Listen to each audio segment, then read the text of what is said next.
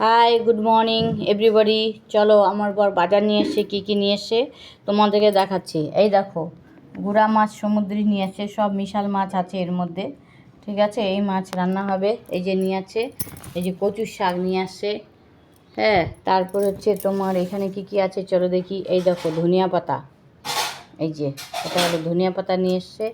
এগুলো আগে আমাদের বাড়িতে অনেক গাছ ছিল, আমার মা যখন ছিল এই ধনিয়া পাতাটা বাড়িতে উঠোনে ভর্তি ছিল।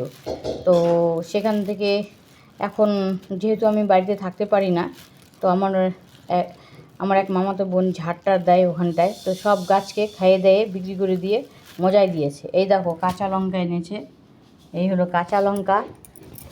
আর এই হলো আমড়া, এই হলো আমড়া। এই যে আমড়া দিয়ে ডাল হবে।